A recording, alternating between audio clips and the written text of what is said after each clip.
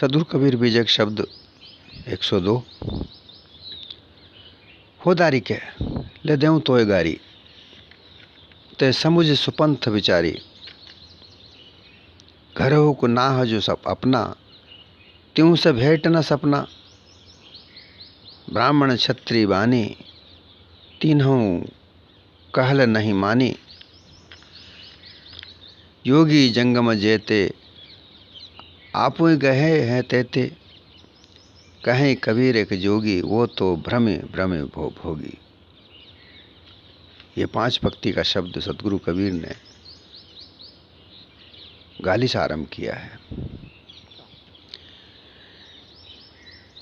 जैसा कि हम देखते हैं, जो महात्मा होते हैं, जो संत होते हैं, कल्याणकारी बात बोलते हैं।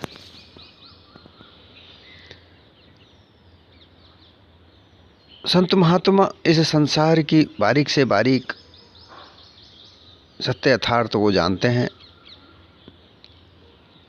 वो ये जानते हैं कि संसार में असत्य भी है और सत्य भी है, कल्याणकारी सत्य है और असत्य हमेशा गर्त में ले जाने वाला है। ये वो अच्छी भली प्रकार से जानते हैं और वो उनके संपर्क आने वाले व्यक्ति को उस सत्य और असत्य का प्रवचन देकर उसे समझाते हैं। हमेशा ही समझाते हैं कि वह सत्य पर चले, सत्य राह पर चले, सत्संग करे, कुमार्ग पर न चले, कुसंगत न करे। ऐसा बार बार कहने पर अगर कोई नहीं मानता है, उनकी बात को नकारता है, तो वो उन पर नाराज़गी आती है और नाराज़ होकर वो गाली देते हैं। ऐसा लगभग देखा जाता है।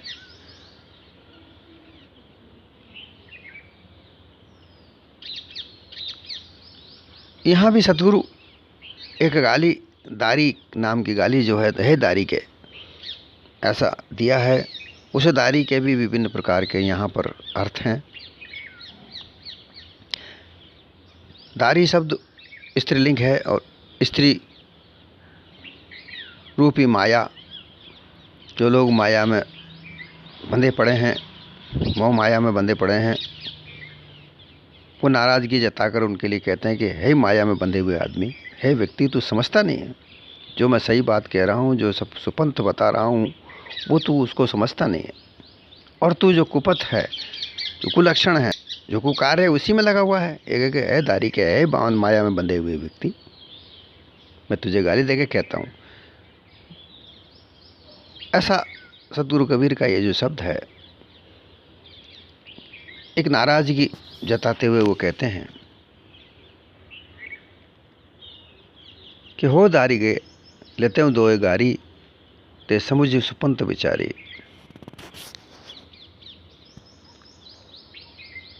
हे माया में बंधे हुए लोग,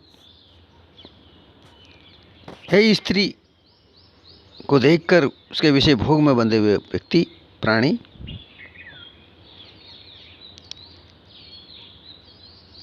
खान पान के रसस्वादन में बंधे हुए प्राणी, तो समझता क्यों नहीं है? मैं तुझे बार बार समझाता हूँ, ते समुझे सुपंथ विचारी, तो तुझे समझाता हूँ, बार बार समझाता हूँ। देह आसक्ति, भोग आसक्ति के कारण जो तू दास बना हुआ है माया का, स्त्री का, स्त्री भोग में लंपट बना हुआ है, माया भोग में तू पाखंडी बना हुआ है, तू विचार नहीं करता है, तू समझ नहीं रहा है। ये भवसागर छुड़ाने के लिए मैं तुझे बार बार, अब तो मैं तुझे फटकार कर भी चेतावनी दे रहा हूं कि तू ये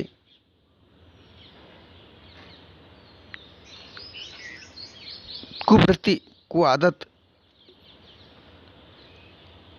को त्याग दे, अच्छे मार्ग पर चल। बार बार मैं तुझे कहता हूं, लेकिन तू अपने कुपथ मार्ग को आदत बुरी को नहीं सुधारता है, तेरी बुरी आदत को तू नहीं सुधारता है और मेरा कहा नहीं मानता है।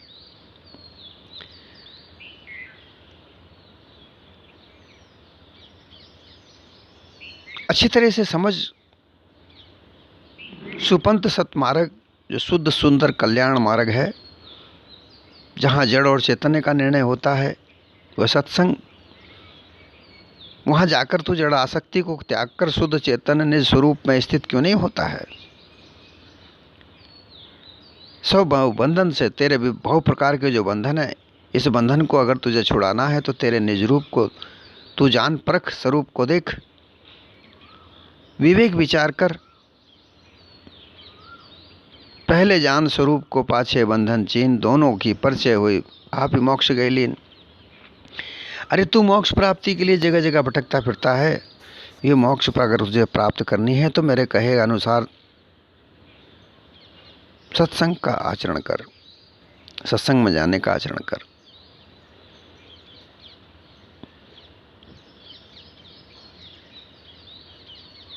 हमेशा ही धन आसक्ति, भोग आसक्ति, संग्रहण, अच्छी अच्छी वस्तुओं का, भोग आदि वस्तुओं का संग्रहण, खान पीन, अच्छे अच्छे वस्त्रों को पहनकर अपना देह की आसक्ति बताना, ये तू इसमें लगा हुआ है, ये तेरे बंधन रूप हैं।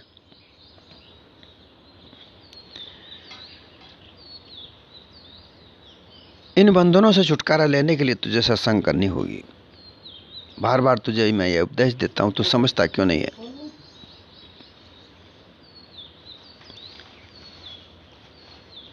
तू समझता क्यों नहीं है? बार बार मैं तुझे कहता हूं, समझता क्यों नहीं है?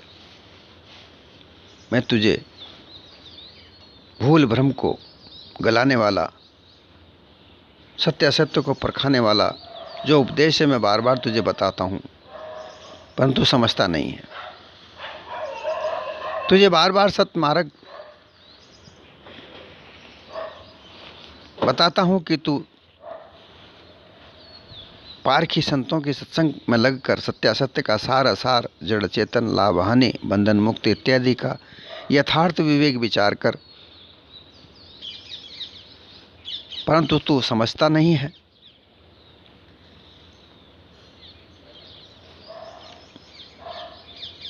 घर हुग नाह जो अपना, तीनों से भेंट न सपना।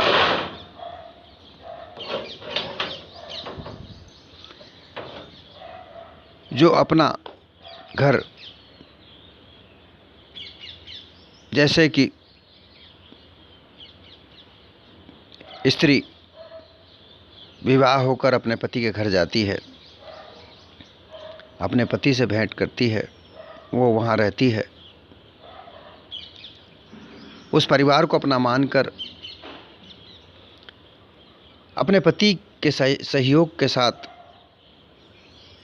अपना जीवन व्यतीत करती है। परंतु कुछ औरतें ऐसी भी होती हैं जो अपने पति के घर न रहकर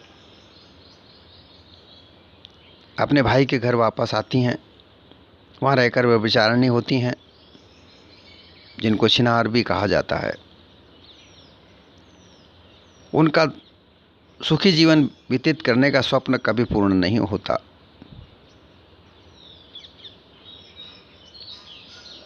वही सिद्धांत में सद्गुरु कहते हैं कि ये जो तेरा शरीर है,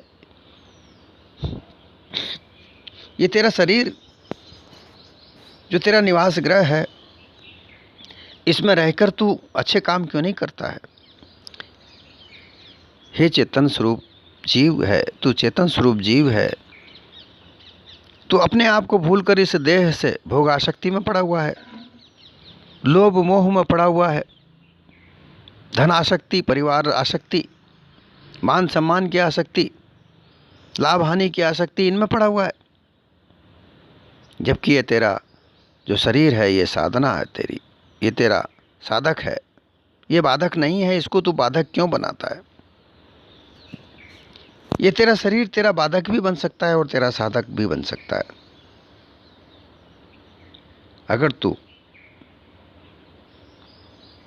खान पीन का अच्छा विचार करता है, भोग आसक्ति नहीं रखता है, शरीर में विभिन्न प्रकार के रोग नहीं उत्पन्न होंगे। और जब रोग उत्पन्न होंगे तो अपना जीवन सुखपूर्वक बिताएगा। वरना विभिन्न प्रकार के भोग आसक्ति लगाकर तू उस शरीर में रोग उत्पन्न करेगा, और जब इस देह में रोग उत्पन्न हो जाएंगे तो तू ये शरीर से अपना अच्छा कार्य नहीं कर सकता। इसलिए मैं कहता हूँ कि तेरा ये जो शरीर रूपी देह है, इस देह में आकर अपने आप को मिलने का जो तेरा देह है, अपना जो देह है, जो तू अपने आप से भेंट करने का प्रयास कर। व्यभिचारिणी स्त्री जैसे पति के घर को त्याग कर और अपने मायके में रहकर व्यभिचारिणी होती है, उसी तरीके से तू भी अपने निज ठोर, अपना निज स्वरूप में स्थित होना छोड़कर इस मायावी स्वरूप में आकर देह को अपना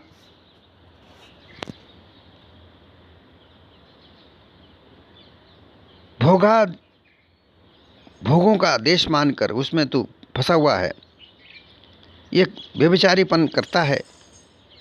इससे तू अपने निज स्वरूप को प्राप्ति सपने में भी नहीं कर सकता है। इसलिए तुझे बार बार कहता हूँ कि ये जो तुझे मानव देह मिली है, इस मानव देह में अपने आप को जानने का प्रयास कर। तू अपना नित्य सत्य अखंड स्वरूप इसको तू देख, इसको जान। तू खुद तेरा मालिक है, इस देह का मालिक तू है। तेरे बगैर ये देह नहीं है और देह बगैर तू नहीं है। इसलिए इस बात को समझकर, इस चीज़ को समझकर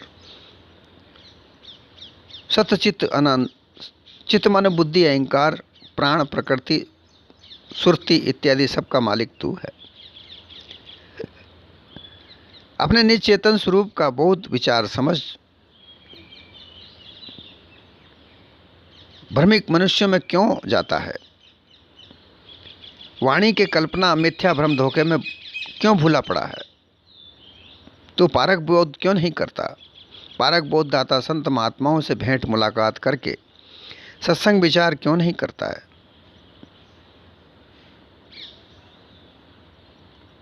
जब तुझे पारक बोध प्राप्त होगा तो तेरे घट से, क्योंकि तेरा घट इस शरीर में भी विभिन्न प्रकार के अपने अपने विभाग बने हुए हैं। जैसे कोई भी व्यवस्था बनाने के लिए जो अलग अलग विभाग बनाए हुए होते हैं संसार में, इसी तरीके से इस देह में विभिन्न प्रकार के विभाग बने हुए हैं। सर्वप्रथम तो यह देह एक साधन है, फिर इस साधन मूल साधन को चलाने के लिए अलग अलग तरह के विभाग है। जैसे अंतःकरण है, सतचित मन चित्त बुद्धि अहंकार, ये अंतःकरण है।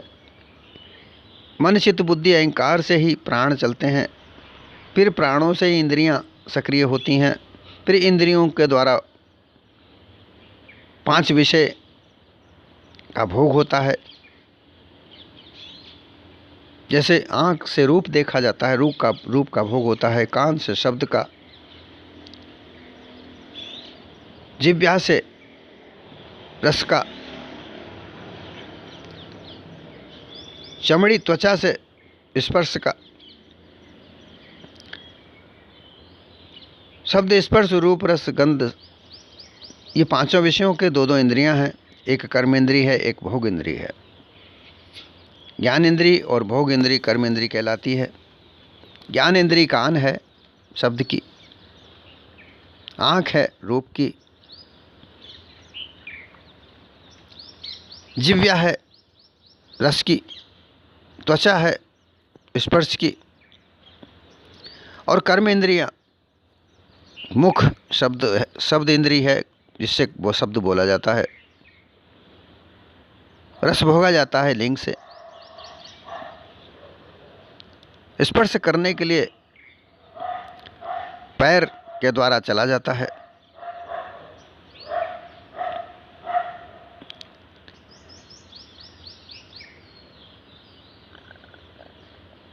रूप को देखने के लिए पैर के द्वारा चला जाता है और स्पर्श करने के लिए हाथ के द्वारा स्पर्श होता है। गुदा गंध सुगंध देती है, नासिका गंध सुगंध को प्राप्त कराती है, ये ज्ञान इंद्रिय है। इस तरीके से इन विषय भोगों को भोगने के लिए 10 इंद्रियां, 5 विषय, अंतःकरण, ये अलग अलग इस देह में साधन में फिर अलग अलग प्रकार के साधन उनको भोगने के लिए बना रखे हैं। परंतु ये एक आसक्तियां नहीं हैं। इस साधन को संचालित करने के लिए, पोस्ट बनाने के लिए, विकार रहित बनाने के लिए होते हैं। लेकिन जब इनमें भोगासक्ति आ जाती है तो विकार उत्पन्न हो जाते हैं। उन विकारों को में ही उलझकर कुमार्ग पर चेतन स्वरूप जीव चलता है और उन कुमार्गों में से वापस सुमार्ग पर लाने के लिए जो उपदेश सद्गुरु देते हैं, जो संतों की सत्संग में मिलता है, ये तो क्यों नहीं करता है। यही सद्गुरु कबीर कहते हैं,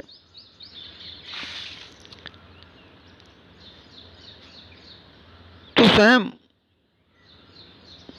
इस देह का मालिक है, परंतु तू बाह्यात्पने में असत्य भक्ति भाव से स्त्री भाव धारण करके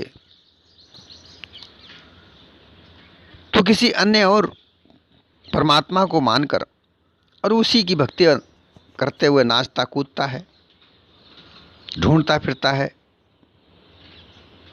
पर उस परमेश्वर कल्पित पति से जागृत में तो तुझे भेंट होती नहीं है। कोई स्वप्न में मिथ्या तुझे दिखता है, उसे तू अपना मान लेता है। जैसा कि कहा जाता है कि राजा हरिश्चंद्र ने सपने में राजपाट दान दे दिया था, तो उसने जागृत अवस्था में भी दान दे दिया। इसी तरीके से स्वप्न में जो मिलते हैं, दिखते हैं, उसी को सत्य मानकर उस पर तेरा जीवन को जो बनाना चाहता है। ये जो तेरा मनोभाव है, ये मन की जो भावना है, ये कल्पित स्वप्न जो बनाया वो सरासर मिथ्या है। कभी स्वप्न में भी इनसे कभी भेंट नहीं हो सकती। इसलिए तू जागृत अवस्था में रहकर सत्संग कर, सत्य असत्य का निर्णायक उपदेश सुन, उनको धारण कर। और यही मैं तुझे कह रहा हूं कि शांत निभ्रांत स्थित हो जा। यही सत्य उपदेश निचोड़ मैं तुझे बता रहा हूं, तू सुनता क्यों नहीं है।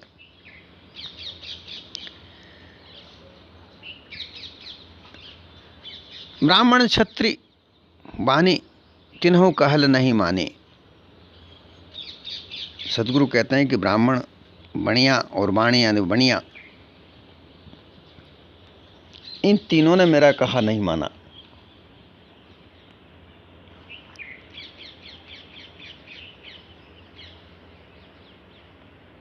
ब्राह्मण इस संसार का ऐसा गुरु है, जो भी इस संसार में जन्म लेता है वो जन्मते ही उसका गुरु बनता है। जन्म लेते ही उसका नामांकरण वो करता है, उसके विभिन्न प्रकार के संस्कार वो करता है। कर्मकांड में लगाकर संसार विषय भोग में आसक्त लिप्त वो खुद हो रहा है और दूसरों को भी करता है। जो उसके पास आते हैं उनको सबको वो ऐसा करता है।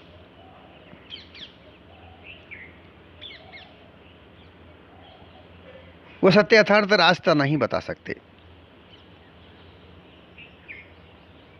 दूसरी ओर राजा महाराजा जो क्षत्रिय हैं,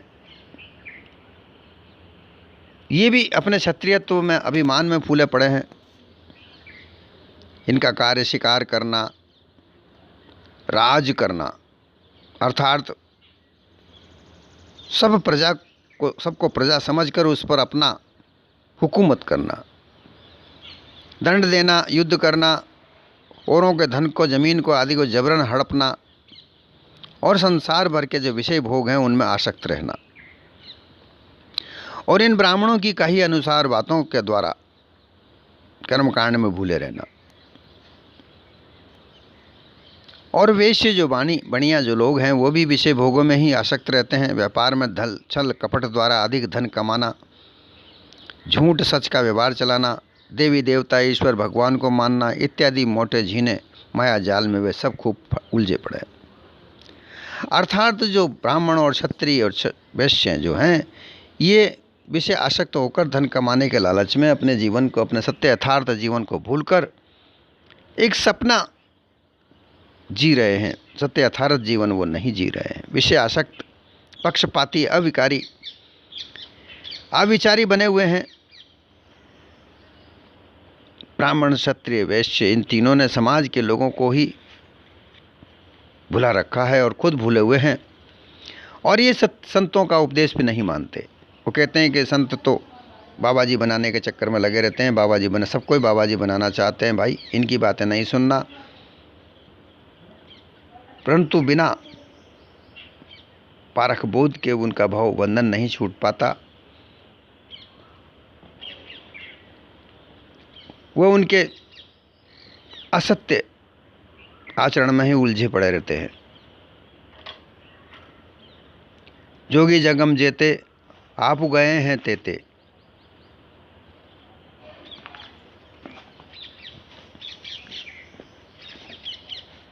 जोगी जो योग मार्ग के पक्षपाती होकर उसी भ्रम धोखे में भूले पड़े हैं।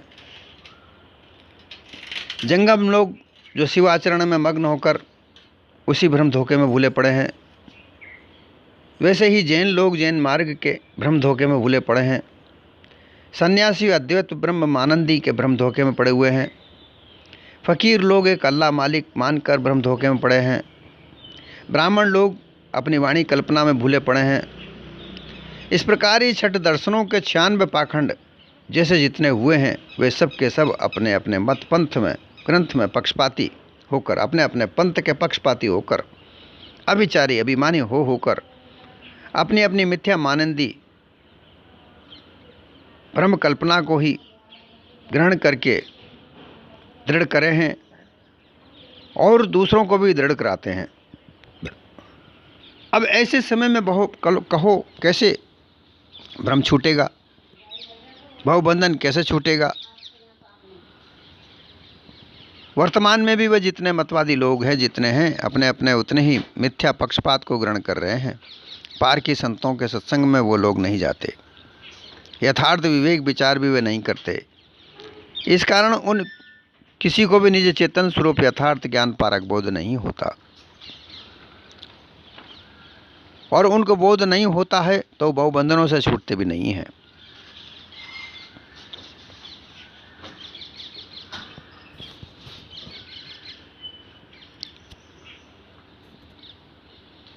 छह पंथ, जोगी जंगम सेवड़ा सन्यासी दरवेश, ये जो 6 प्रकार के जो पंथ बता रखे हैं, 6 शास्त्र सदगुरु कबीर ने 6 शास्त्र कहे हैं। इनके जो मत पंथ हजारों प्रकार के जो चल रहे हैं, उन मत पंथों में केवल एक परमात्मा, एक ईश्वर इस संसार का चलाने वाला है।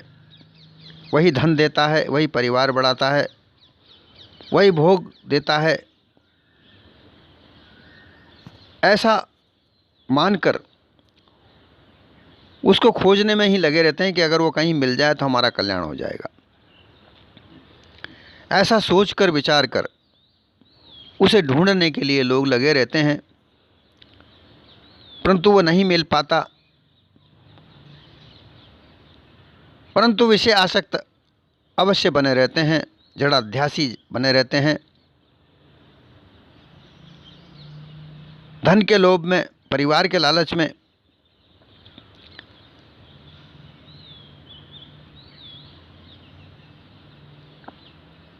धन का लोभ करते हैं, परिवार बढ़ाने का लालच करते हैं और उसमें बंधे पड़े रहते हैं। वो मांगते भी वही हैं कि हमारा परिवार सुखी रहे, हमारे 4 पुत्र हों, हमारे 10 पुत्र हों, सुंदर स्त्री प्राप्त हो, धन हो, मान सम्मान प्राप्त हो, बड़ा से बड़ा पद प्राप्त हो, ये ऐसा करके उसमें लगे रहते हैं, परंतु अपने भव बंधन को वो नहीं तोड़ पाते, नहीं त्याग सकते।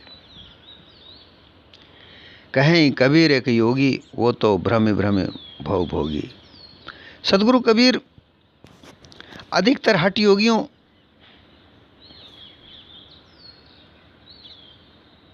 को ज़्यादा फटकार लगाते हैं। गोरखनाथ हठ योगी थे,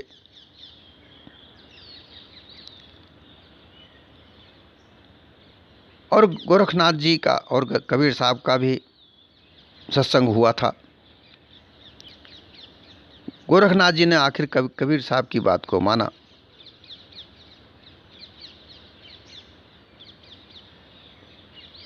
क्योंकि गोरखनाथ जी ने अपनी योग क्रिया से जड़ी बूटियों के आधार पर अपने शरीर को 700 वर्ष तक जीवित रखा। कबीर साहब, सदगुरु कबीर जो थे, गोरखनाथ जी के 700 वर्ष के बाद जन्मे थे।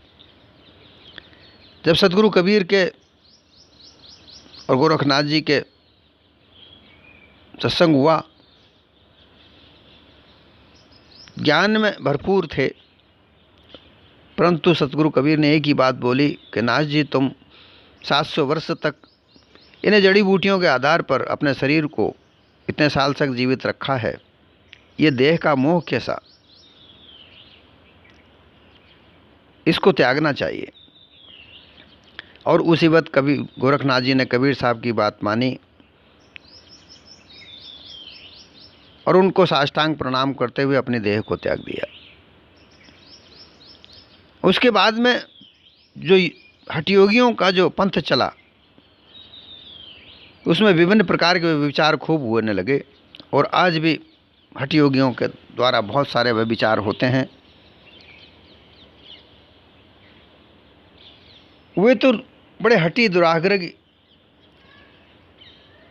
अड़ंगा लगाने वाले लोग, अड़ंगेबाज, तमाशाबीन, तंत्र मंत्र आदि का भ्रम लगाकर लोगों को फंसाने, डराने, ठगने, योग साधना के नाम से मदिरा मांस का भक्षण, सुरापान, स्त्री भोग, पंचमाकार सेवन को करते फिरते हैं और अपने आप को भ्रम में रखते हैं, भटकते फिरते हैं, धोखे में रखते हैं, धोखे में खुद पड़ते हैं, दूसरों को धोखे में रखते हैं। विषयासक्ति में पड़कर अधिकांश योगी लोग भी बाह्य विषय भोगी हुए हो रहे हैं। इनमें सत्य ज्ञान का कोई प्रवेश नहीं है। ब्रह्मांड में चढ़ाकर अपने प्राण को समाधि में आनंद का उपभोग करते, ज्योति स्वरूप का दर्शन करते, अनाहत नाद का श्रवण, अमृतपान का रस, आंतरिक कमल का गंध, इन सूक्ष्म पंचम विषयों को भोगते हैं। भोग योगियों के 5 जो विषय हैं, सुने समाधि लगाकर ब्रह्मानंद का भोग करते हैं, ज्योति स्वरूप का दर्शन करते हैं, अनाहत नाद का श्रवण करते हैं, अमृत पान का पान करते हैं और आंतरिक कमल का गंध वो सूंघते हैं। इस प्रकार वे सूक्ष्म विषयों के भोगी बने रहते हैं। एक तो भ्रम धोखे की समाधि में भूले पड़े, दूसरा स्थूल और सूक्ष्म पंच विषयों के भोगी हैं। परंतु देह नाशवान है, तो देह के साथ समाधि आदि की भी नाशवान है। वो आंतरिक समाधि लगाते हैं, परंतु जब यह देह छूटती है तो काम बस आंतरिक समाधि भी खत्म हो जाती है और अंत में आवागमन के चक्रव्यूह में पड़ते हैं। सदगुरु कहते हैं कि अब तो तू चेत जा, अब भी नहीं समझता है, इतना सारा समझाने के बाद भी तू नहीं समझता है। इसलिए नाराज होकर सदगुरु कबीर अपने मिलने वाले, अपने पास बैठे शिष्यों को कहते हैं कि हे दारी के, मैं तुम्हें गारी दे के कहता हूँ कि अब भी तू सन्मार्ग को समझ जा, सतमार्ग को जान, तू अपने आप को जान, तेरे निस्वरूप को पहचान।